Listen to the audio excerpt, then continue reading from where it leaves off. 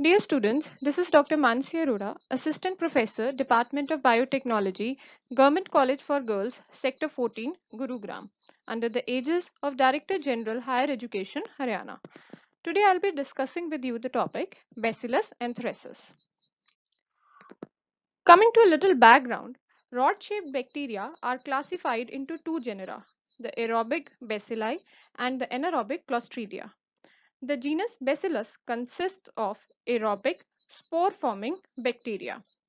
Bacillus anthracis, which is the causative agent of anthrax, is the major pathogenic species.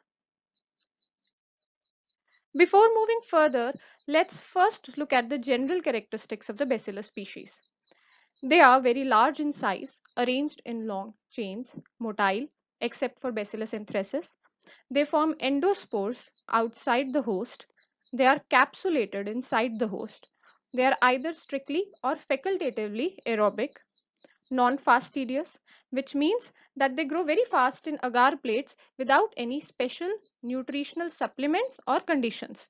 They are able to synthesize all the organic molecules required for their growth. Biochemically, they are catalase positive. They are ubiquitous. That means they are found everywhere in soil, air, and water and constitute the commonest contaminants in bacteriological culture media. Again, Bacillus anthracis being an exception. Now, Bacillus anthracis has an illustrious place in medical history. It was the first pathogenic bacteria to be observed under microscope. Anthrax was the first communicable disease shown to be transmitted by inoculation of infected blood. It was also the first bacillus to be isolated in pure culture by Robert Koch and shown to possess spores. He also showed that this bacterium is the causative agent of an infectious disease. It was also the first bacterium used for preparation of an attenuated vaccine to protect sheep against anthrax by Pasteur in 1881. Coming to the morphology of Bacillus anthracis. The anthrax bacillus is one of the largest of pathogenic bacteria, measuring 3 to 10 into 1 to 1.6 micrometers. As discussed earlier, it is either aerobic or facultative anaerobic and produces heat-resistant spores. It is non-motile and non-acid fast, which means it lacks lipoidal material in its cell wall, due to which it is easily decolorized, leaving the cells colorless. In tissues, the bacilli are found singly, in pairs, or in short chains, the entire chain being surrounded by the capsule. Capsule is polypeptide in nature and is composed of a polymer of D-glutamic acid. The capsules are not formed under ordinary conditions of culture, but only if the media contains added bicarbonates, serum, albumin, charcoal, or starch, or they are incubated under 10 to 25% of carbon dioxide. The production of capsular material is associated with formation of a characteristic mucoid or smooth colony type, as you can see in the figure on the right side. Capsule production depends on a plasmid. Transfer of this plasmid to a non-encapsulated Bacillus anthracis via transduction produces the encapsulated phenotype. Spores are formed either in culture or in soil, but never in the animal body during life. These spores can survive in soil for decades.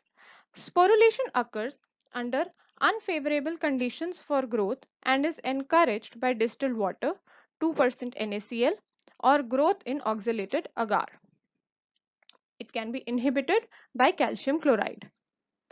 Morphologically, spores are central, oval, and non-bulging. They can be taken up by the host and germinate inside the host body. Destruction of spores in animal products imported into non-endemic countries is achieved by a process called duckering, in which 2% formaldehyde is used to kill spores at 30 to 40 degrees Celsius for 20 minutes for disinfection of wool and as 0.25% at 60 degrees Celsius for 6 hours for animal hair and bristles. Further, 4% potassium permanganate kills spores in 15 minutes.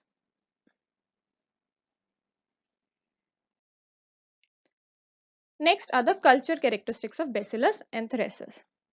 The optimum temperature for growth is 35 to 37 degrees Celsius, while that for sporulation is 25 to 30 degrees Celsius.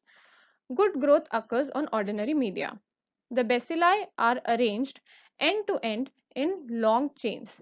The ends are truncated and often concave, somewhat swollen, giving it a bamboo stick appearance. On agar plates, grey-white dull colonies with a frosted glass appearance are seen. The colonies are irregularly round and raised. Virulent capsulated strains form smooth colonies, whereas avirulent strains form rough colonies. They are non-hemolytic on blood agar. Under the low power of microscope, the edge of each colony is composed of long interlacing chain of bacilli resembling the mats of resembling locks of matted hair. This appearance is known as Medusa head appearance or Medusa head colony. Next is the gelatin stab culture, in which the Bacillus anthracis gives characteristic inverted fir tree appearance with slow liquefaction starting from the top. On solid medium containing 0.05 to 0.5 units of penicillin per ml, the cells become large, spherical, and occur in chains on agar surface resembling a string of pearls. This is known as string of pearls reaction. Next is the growth in selective medium. The selective medium is a type of medium used for growth of only selected microorganisms. Here the medium used is PLET medium, which consists of polymyxin, lysozyme, EDTA and thalassecetate. It is used to isolate Bacillus anthracis from other spore-bearing bacilli. The biochemical reactions: Bacillus anthracis ferment glucose, maltose and sucrose producing acid but no gas. Nitrates are reduced to nitrites and they are catalase positive. Now coming to pathogenesis. Two virulence factors are there. First is the poly-D-glutamyl capsule. Now this capsule is non-toxic by itself. However, it is anti-phagocytic, which means that it prevents the bacteria from engulfment by the phagocytic immune cells of the body. It also protects the organism from our complement system. As discussed earlier, its production is controlled by a plasmid. Now, it is important to note here that this capsule plays most important role during the establishment of the infection. However, it is not that significant in the terminal phases of the disease, which are mediated by the anthrax toxin. This brings us to the next virulence factor, which is the anthrax toxin. This is also encoded by a separate plasmid. Now, anthrax toxin is a complex of three factions: edema factor, protective antigen, and lethal factor. They are not toxic individually, but the whole complex produces local edema and generalized shock. So, the lethal factor along with protective antigen forms the lethal toxin, which kills cells and tissues, whereas the edema factor in combination with protective antigen forms edema toxin, which causes fluid accumulation. Now what happens in the pathogenesis is that protective antigen goes and binds onto the cell surface receptor, after which it is cleaved by a protease, leaving the larger subunit bound to the receptor. This leads to polymerization of the receptor and protective antigen complex, which in turn provides attachment sites for the binding of lethal factor and edema factor. Thereafter, these two factors are internalized into the cells by receptor mediated endocytosis and then released intracellularly. The edema factor acts as an adenylate cyclase enzyme inside the cell and converts ATP into cyclic adenosine monophosphate, that is CAMP. With the increased level of CMP leads to edema. Lethal factor, on the other hand, inhibits a kinase known as mitogen activated protein kinase, which is important for cell survival. Decrease of the levels of MAP kinase leads to increased cell death and tissue necrosis. A subcutaneous inoculation of culture into guinea pig leads to death of an animal in 24 to 72 hours. What can be seen are the local gelatinous hemorrhagic edema at the site of inoculation, extensive subcutaneous congestion, an enlarged dark red and friable spleen. The bacilli are found in large numbers in the local lesion, heart, blood, and spleen. Also, the bacilli are seen confined to the interior of the capillaries, where their numbers may become so great that they can obstruct the flow of blood.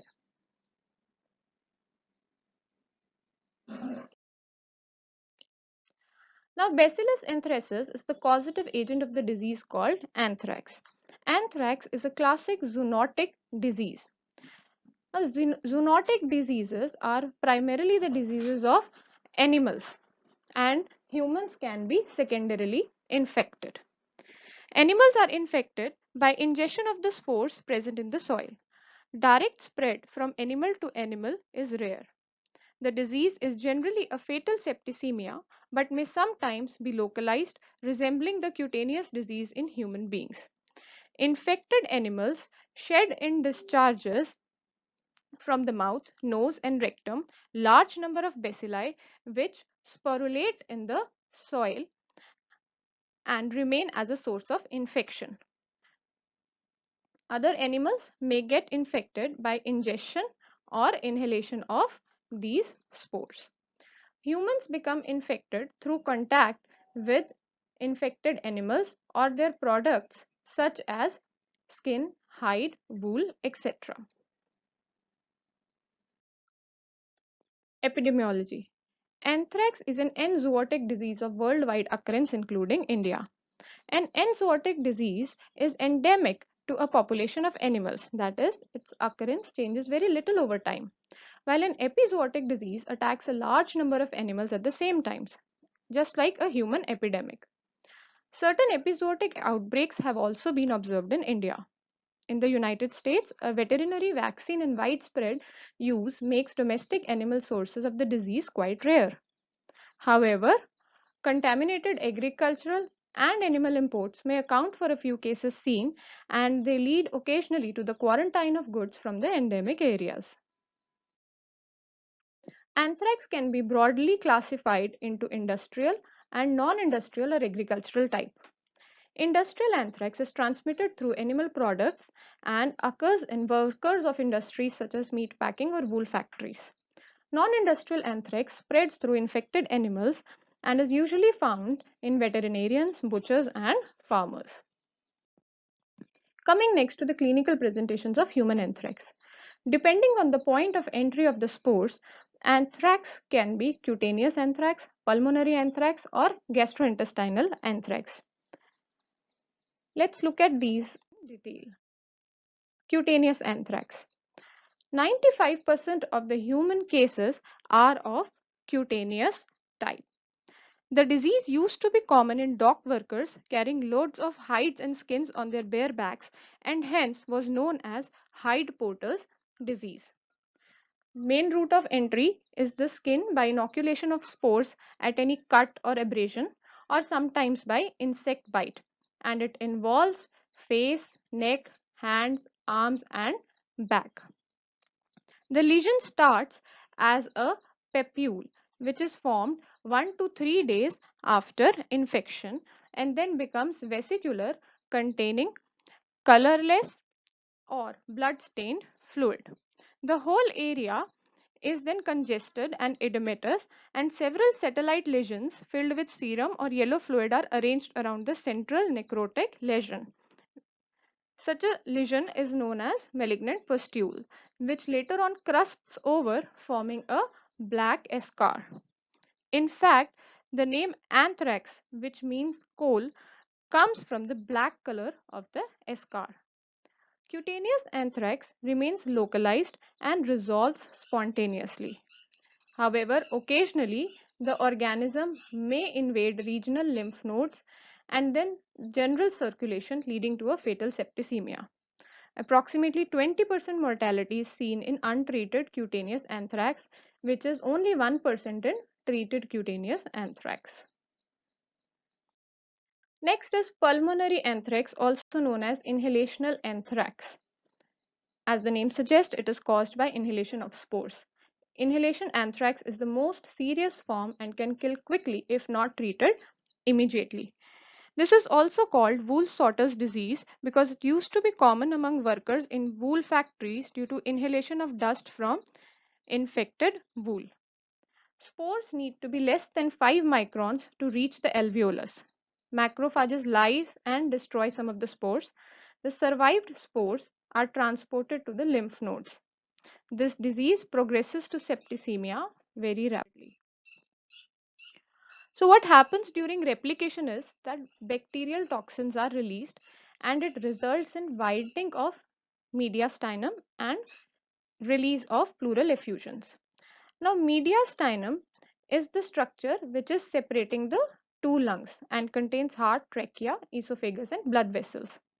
Now if you compare the two figures on the right side, compare the upper figure with the lower figure, you can see that there is considerable widening of the mediastinum and also accumulation of pleural effusion or fluid in the pleural space, which you can see in the yellow color in the lower figure and also in the X-ray diagrams on the right side, X-ray figures on the right side, you can see that there is an increased mediastinal thickening as well as increased accumulation of fluids in the pleural space. So this leads to hemorrhagic pneumonia and hemorrhagic mediastinitis. One of the complications of pulmonary anthrax is hemorrhagic meningitis, infection of the brain. So the patients present with symptoms of severe respiratory infection such as high fever and chest pain, and the mortality rate is very high, approaching 100% if left untreated. Gastrointestinal anthrax. This is caused by consumption of contaminated, poorly cooked meat or drinking of unchlorinated water that harbors the spores. This portal of entry is commonly seen in animals. It is rare in humans and is found mainly in the primitive communities that eat dead bodies of animals dying of anthrax. Two different forms of intestinal anthrax are seen, oropharyngeal and abdominal, with the abdominal one being more common. It leads to nausea, vomiting, fever, massive edema, progresses to severe abdominal pain with bloody diarrhea and high fatality rate. Death occurs 2 to 5 days after onset of symptoms and is very difficult to diagnose. So as you can see in this figure, in cutaneous, intestinal and pulmonary, the lesions may remain local. However, if the bacteria reach the regional lymph nodes, then it will lead to hemorrhagic lymphadenitis. From lymph nodes, the infection may spread to the blood in the general circulation, leading to septicemia and toxemia, which leads to shock and death. Septicemia may also lead to spread to the brain, causing meningitis, and pulmonary lymphatic blockage may also cause death.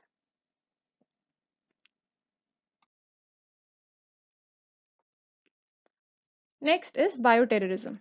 Anthrax has always been considered as a potential bioweapon due to the following reasons. It is deadly, non-contagious, and dispersed by spores. Anthrax spores are easily found in nature and can be produced in lab and can last for a long time in the environment. It can be released quietly without anyone knowing. The microscopic spores could be put into powders, sprays, food, and water. And since they are so small, you may not even be able to see, smell, or taste them.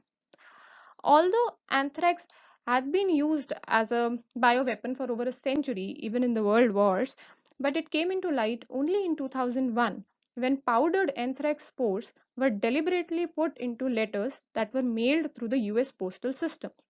These letters were sent to several news reporters and two United States senators.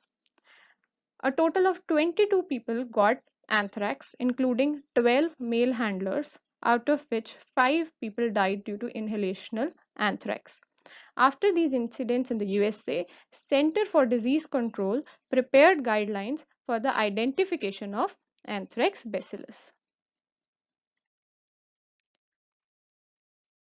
So, next, let's move on to the laboratory diagnosis.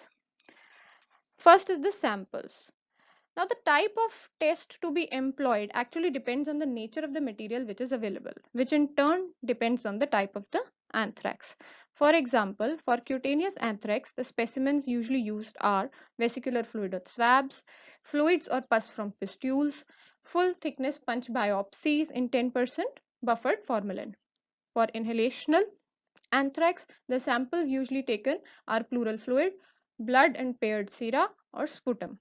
For intestinal anthrax, stool, blood, peritoneal fluid, splenic and node aspirates are taken, while in meningeal complications, cerebrospinal fluid is taken. It is very important to follow the biosafety procedures in the diagnostic laboratories. Suspected anthrax should be handled with extreme caution, particularly to prevent transmission via aerosols. Now, first is the presumptive identification, which can be done in the clinical sample either by microscopy or by culture. Now, first is microscopy. As discussed earlier, gram stained smear from the specimen shows long chain of gram positive bacilli. Now, usually they do not sporulate in the clinical samples but do so in cultures.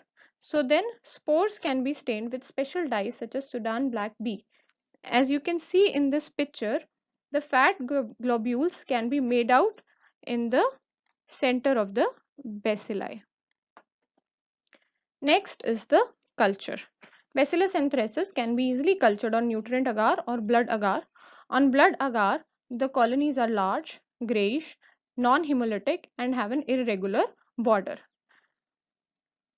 Gelatin stab cultures can also be used for identification due to the characteristic inverted fir tree appearance. Next is the confirmatory identification. As the name suggests, it is carried out on the isolates from the presumptive identification to confirm the presence of Bacillus anthracis. The culture of Bacillus anthracis can be subjected to phage lysis using gamma phage, which is specific for Bacillus anthracis. Next is identification of the capsule by McFadden's reaction. In this reaction, a strain known as polychrome methylene blue is taken. What happens is when you strain the smear containing anthrax bacilli with this stain for a few seconds and then examine under microscope, an amorphous purplish material is noticed around the bacilli. As you can see in this picture, an amorphous purple material around the bacilli. Similarly, when you stain by India ink, you can see a halo around a halo of the capsular material around the bacilli or the rods. Also, the capsular antigen can be detected by direct immunofluorescence using a fluorochrome tagged antibody against the capsular antigen. Then serological and molecular techniques can also be used for confirmatory identification, such as ELISA, which is enzyme linked immunosorbent assay. It uses antibodies against the capsules or anthrax toxin. Then polymerase chain reaction with specific primers against the toxin genes. Molecular typing can be done such as MLVA, that is multiple locus variable number tandem repeat analysis, or AFLP, which is amplified fragment length polymorphism. And lastly, animal inoculation in guinea pig and mice can be done, which is mostly carried out in the referral laboratories only. Next is the treatment. Antibiotics can prevent anthrax from developing in people who have been exposed but have not yet developed symptoms. Antibiotic therapy is effective in human cases, but it rarely succeeds in animals because it is not started sufficiently early. The antibiotics which are commonly used are penicillin, which inhibits the cell wall synthesis in bacteria, erythromycin, chloramphenicol, and doxycycline, all three of which inhibit protein synthesis, and ciprofloxacin, which is a DNA replication inhibitor. Now, since occasional resistant strains to penicillin are seen, doxycycline and ciprofloxacin are more commonly used. Antibiotic treatment is very effective in the case of cutaneous anthrax. Inhalation anthrax can also be effectively treated with antibiotics administered prior to lymphatic spread or septicemia. Anthrax spores typically take 1 to 6 days to be activated. However, there are some spores that can remain inside the body and take up to 60 days or more before they are activated. So, possible activation time can be around 60 days. Once the spores are activated, they will release toxins that attack the body and cause the person to become sick. Therefore, it is very important for people who have been exposed to anthrax to take antibiotics for full 60 days. Next is anthrax antitoxin. Now, antibiotics don't have any effect once the toxin is formed. Antitoxins are used to target anthrax toxins in the body, and they are basically just antibodies against the anthrax toxin. Either it is protective antigen or edema factor or lethal factor. Rexibacumab is a human monoclonal antibody that neutralizes anthrax toxin and is intended for prophylaxis and treatment of inhalational. Lastly, coming to the prophylaxis. Prophylaxis means action taken to prevent a disease. For example, in this case, avoiding contact with diseased animals or contaminated animal products. Now, the first step in prophylaxis here is hygiene. Hygiene can be maintained by improving the factory environment, proper sterilization of animal products, carcasses of animals which are suspected to have died from anthrax to be buried deep in quicklime or cremated to prevent soil contamination. Next is immunization or vaccination. Anthrax can be prevented in animals very effectively by active immunization. Also, persons with occupational risks such as butchers, farmers, veterinarians, lab workers, livestock handlers, and even military personnel are immunized with a cell-free vaccine containing purified protective antigen as immunogen. Anthrax infection in humans give lifelong permanent immunity, and secondary infections are very rare. Anthrax vaccines. Original Pasteur's anthrax vaccine was a live attenuated bacilli vaccine attenuated by growth at 42 to 43 degrees Celsius, which rendered it avirulent by loss of plasmid which encodes the anthrax toxin. Later on, live attenuated spore vaccines were developed. The first is the Sterne vaccine. It is non-capsulated, avirulent and mutant strain, which is made mutant by loss of plasmid for capsule production. Next is the Mezuki vaccine, in which the spores of stable attenuated Carbazoo strain in 2% saponin are used. Now, the US FDA approved vaccine for anthrax is Anthrax Vaccine Adsorb, also sold by the brand name Biothrax. It actually consists of PA from Sterne strain adsorbed onto alum, that is aluminum hydroxide. It contains no dead or live bacteria in the preparation. Antibodies to PA prevent binding to the target cells and confer protection from anthrax. 3 doses are given intramuscularly first at the intervals of 2 weeks each, followed by 3 doses at the interval of 6 months, and lastly followed by the annual booster injections. So this is all for Bacillus anthracis. Here is a list of references which can be referred for further studies. Thank you.